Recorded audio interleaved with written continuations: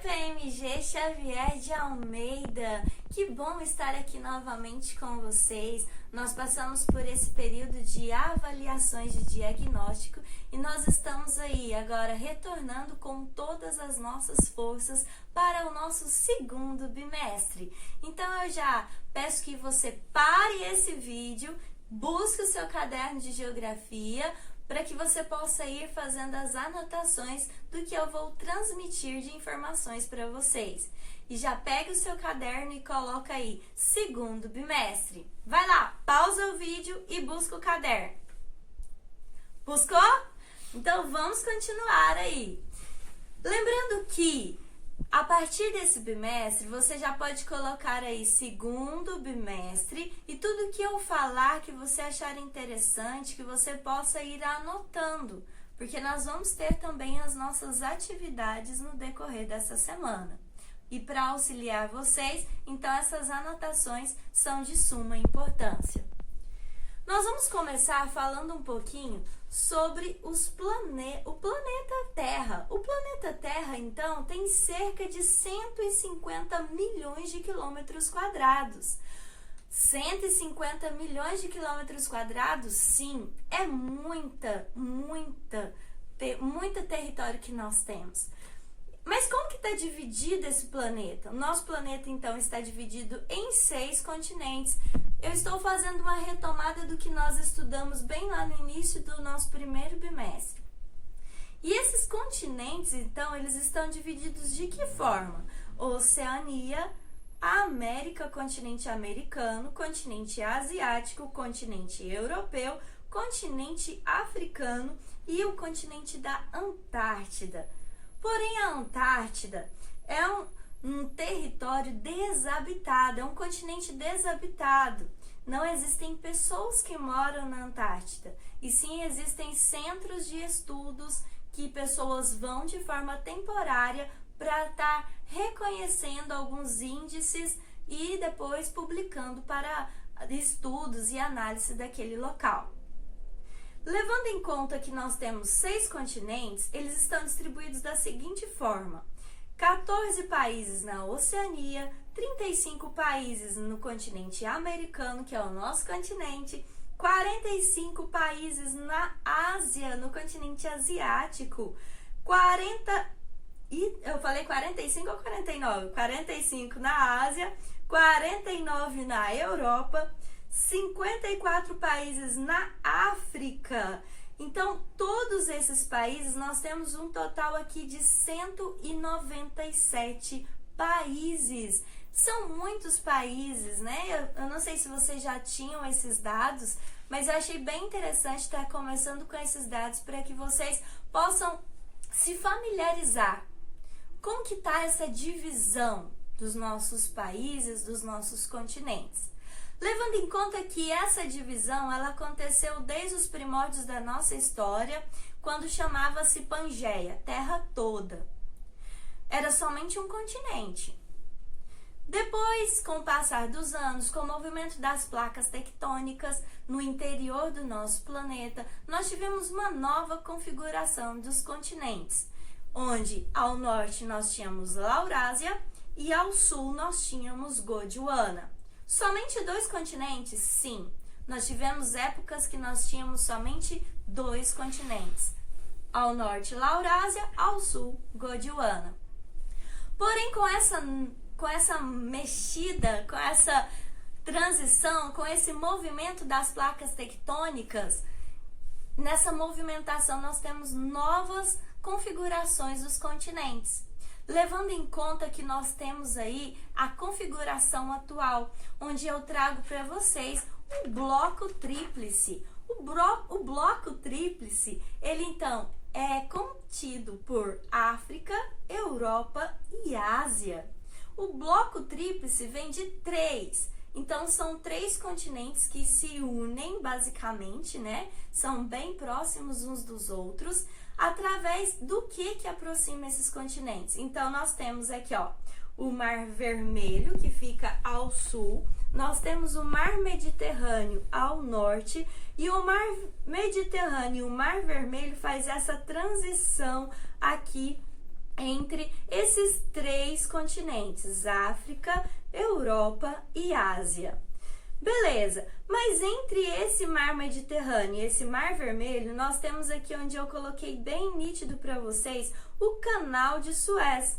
Então, esse Canal de Suez, ele é de suma importância para a África e para a Ásia. Por que ele é importante? Porque é através desse Canal de Suez que nós temos aí, então, o petróleo, o gás natural, o cimento. Nós temos muitas minas nessa região, então o turismo também é muito forte nessa região. Mas quando eu falo de Canal de Suez, vocês se perguntam, será que é só uma faixa estreita de terra? Como é que é esse Canal de Suez?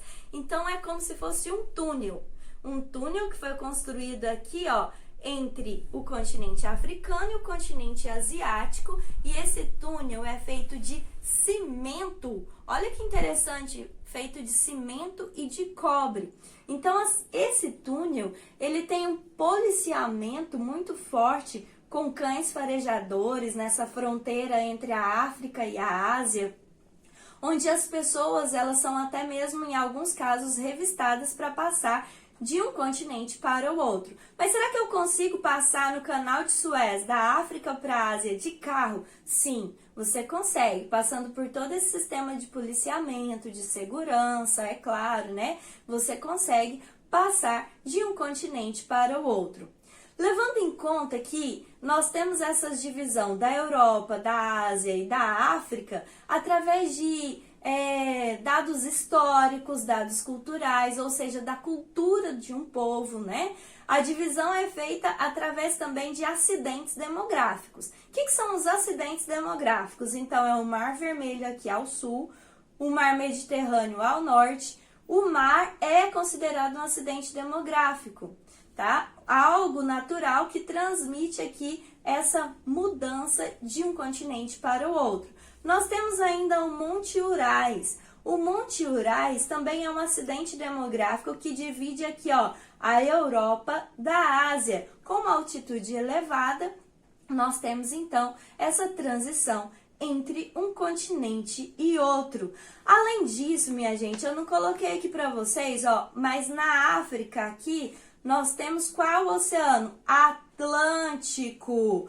Já aqui, ó, na Ásia, entre a Ásia e a África, nós temos o Oceano Índico.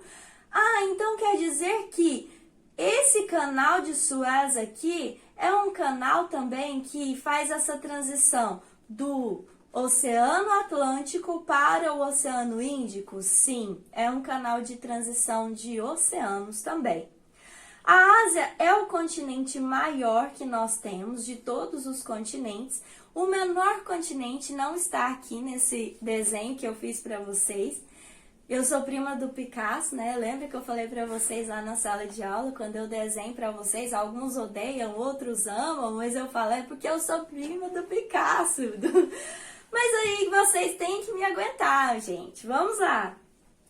Qual que é, então, o continente menor que nós temos de todos os continentes? A Oceania. Não está aqui, mas a Oceania, então, que é composta pela Austrália, pela Nova Zelândia e pelas ilhas do Pacífico. Então, relembrando, a Oceania é o menor continente e o maior continente é o continente asiático. Espero que vocês tenham gostado, então, de aprender sobre o Canal de Suez, que é de suma importância para a economia, tanto da Ásia quanto da África. Nós vamos agora falar um pouquinho de alguns conceitos que vai ajudar vocês no decorrer da nossa matéria do segundo bimestre. O primeiro conceito que eu quero trazer para vocês é sobre pátria. Quando vem pátria, vem um sentimento do quê? De onde você nasceu. Isso, de onde você nasceu. Se eu nasci no Brasil, eu sou brasileira, então o Brasil é a minha pátria. Além disso, nós temos laços afetivos que nos ligam a essa determinada pátria. Nós temos ainda laços culturais. Por quê? Cada país tem a sua cultura, o seu jeito de dançar, o seu jeito de preparar a culinária, a comida.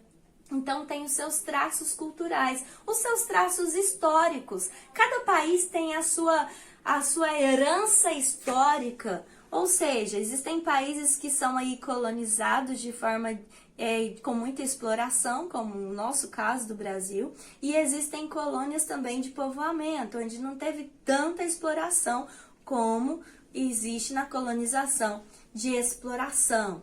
Lembrando que, para não fazer bagunça na cabeça de vocês, existem países que sofrem colonização de exploração e existem países que são colonização de povoamento. Não tem tanta degradação e tantos prejuízos como na exploração. Beleza, mas além de tudo, quando você está dentro de um determinado país, você nasceu naquele país, você tem também direitos e deveres a cumprir. Levando em conta que, se você está no país e você não faz os seus direitos de cidadão, você não está contribuindo para aquele determinado país. Além disso, você tem a proteção governamental. E um bom exemplo dessa proteção governamental, no início lá da nossa pandemia do Covid-19, não sei se vocês lembram nos noticiários, mas o Brasil fez o quê? Mandou um avião para a China para buscar justamente alguns brasileiros que estavam lá naquela região onde estava forte a pandemia do Covid-19. Até eles trouxeram para a base aérea de Anápolis, onde eles ficaram de quarentena, e os brasileiros todos falando que o Brasil tinha buscado pessoas do Brasil lá na China. Mas o Brasil tem esse dever de dar essa proteção governamental para as pessoas que são do nosso país, para os brasileiros, ok? Porém, levando em conta que quando eu falo de pátria, eu posso também pensar, mas e se eu não nasci no país, eu posso ser naturalizado? Sim, eu posso ser naturalizado. Vou dar um exemplo. Cristiele, por exemplo, não nasceu. Eu nasci no Brasil, beleza, mas eu vou para os Estados Unidos, vou morar nos Estados Unidos. Eu vou ser uma ilegal lá nos Estados Unidos, beleza, mas vamos supor que eu encontro um americano lá nos Estados Unidos. Quando eu chego lá nos Estados Unidos, encontro com esse americano, nós casamos, eu vou ter então, vou ser naturalizada, vou ter o green card, eu vou ter a aceitação naquele país. Eu já não estou lá de forma ilegal, porque a minha documentação já está ligada à pessoa com que eu casei. Aí você acaba sendo naturalizado naquele país, certinho? Que não é o meu caso, eu vou continuar aqui, vocês têm que me aguentar, foi só um exemplo. Vamos falar um pouquinho de cidadania agora. A cidadania está ligada à lei. A lei também está ligada aos direitos, aos deveres políticos, aos deveres sociais e aos deveres civis. Quando eu falo de todos esses deveres, eu estou falando de algo que você tem que fazer. Por mais que você não goste de ir votar na época de votar para os governantes serem eleitos, você precisa votar. É um papel que você tem de cidadania, de cidadão, de exercer a sua cidadania. Levando em conta que nós vivemos num país democrático. Então, essas leis, elas devem ser cumpridas por todas as pessoas desse país. Espero que você seja um bom cidadão, que você seja uma boa cidadã aí no nosso país e possa contribuir com todos esses aspectos que eu falei. Falando um pouquinho de nação. Quando eu falo de nação, eu estou falando de agrupamento de pessoas que compartilham o sentimento de pertencimento, identidade cultural ou histórica. Ou seja, se eu estou falando de nação, gente, eu estou falando de, por exemplo, a nação brasileira. O que esse povo tem? Tem um sentimento de pertencimento? Sim. Na maioria das vezes não, mas nós precisamos buscar esse sentimento de pertencimento, de lutar pelo nosso país, de ter a identidade cultural, assumir essa identidade, assumir a nossa história e fazer com que possa valer a pena a nossa nação. E um grande exemplo que eu posso dar para vocês, aí você pode se perguntar, tá, professora, mas será que dentro de um mesmo país eu posso ter várias nações? Cri, cri, cri. Sim, eu posso ter várias nações. O Brasil é um grande exemplo, eu falei para vocês em vídeos anteriores, né? Sobre essas várias etnias que nós temos. Então, essas várias etnias podem ser vários povos de outras nações que veio para o Brasil. Vou dar um exemplo para vocês. Os indígenas, eles são aqui da nossa terra, do nosso território brasileiro. Mas, porém, dentro do nosso país, principalmente na região de Santa Catarina, nós temos a Oktoberfest, que é uma festa alemã, que não tem nada com a nossa cultura brasileira. As roupas deles são diferentes, as músicas, o jeito de dançar é diferente. Então, quer dizer que nós temos, sim, outras nações dentro do Brasil. Então, isso é possível, ter várias nações dentro de um mesmo país. Porém, nós temos que assumir a nossa nação. Você, como brasileiro, por mais que nós estamos passando por problemas políticos ou financeiros ou do Covid-19, que nós possamos assumir a nossa identidade. E eu acho tão lindo quando uma nação inteira luta por aquele determinado país, luta através de uma guerra ou através de algo cultural, né, onde nós temos sempre os jogos de Copa do Mundo. Eu amo a época de Copa do Mundo, onde as pessoas daquela nação inteira para assistir o jogo e torcer por aqueles jogadores daquela nação, canta o hino nacional, além disso leva as bandeiras e fica torcendo por aquela determinada nação. Isso é assumir, isso é um sentimento de pertencimento da sua nação. Seja um bom brasileiro e assuma essa nação e lute pela nossa nação. Nós vamos falar agora um pouquinho sobre Estado. O Estado tem uma tendência de organização. Essa organização, então, está ligado aos aspectos políticos, administrativos e judiciário. E em outras instâncias, nós podemos falar ainda que está ligado ao executivo, ao legislativo e ao judiciário. O judiciário, quando eu falo, está ligado aos juízes, e as suas instâncias em si, até o STF, que tem sido tão falado nos noticiários. STF, Supremo Tribunal Federal, onde rege todas as nossas leis do nosso país, ok? Vamos falar um pouquinho, então, ainda desse território. Esse território pertence ao Estado. Vamos supor que o território seja da nossa cidade de Morrinhos. Pertence ao estado de Goiás. Eu não sei se às vezes você que está assistindo o vídeo seja de uma outra cidade, de um outro estado, mas você pode aí fazer o exemplo aqui que eu dei, pegar a sua cidade e o seu estado. Então, todo o território pertence a um estado. E o que é território? Território, então, é o espaço físico, por ele delimitado, por ele ocupado, reconhecido de forma legal e de forma internacional. Beleza, esse espaço físico palpável, onde você transita, é o seu território. Delimitado, quando eu falo de delimitado, Morrinhos, por exemplo, tem uma delimitação natural, onde tem um acidente demográfico, assim como eu falei lá do acidente demográfico que divide a tríplice aos 3 continentes diferentes lá, o Mar Vermelho, o Mar Mediterrâneo. Nós temos também, em uma instância menor, local, alguns aspectos que dividem um território do outro. Ou seja, Morrinhos, por exemplo, é dividido de forma natural por um acidente geográfico pelo Rio Piracanjuba. Quando você passa o Rio Piracanjuba, aquela ponte que vai para Caldas Novas, você já está, então, em outro município. Quando você volta e passa a ponte de volta do Rio Piracanjuba, você já está no município de Morrinhos. Ou seja, é delimitado, é físico, né? É palpável. Você tem como transitar nesse território. Beleza, mas além desse espaço físico, o território também está ligado à ocupação? Sim. Não existe território se não tiver ocupação, se não tiver pessoas. E essas pessoas trazem o aspecto da territorialidade. que é a territorialidade, então? Então, é essa população com a sua ocupação e uso de diferentes modos desse território.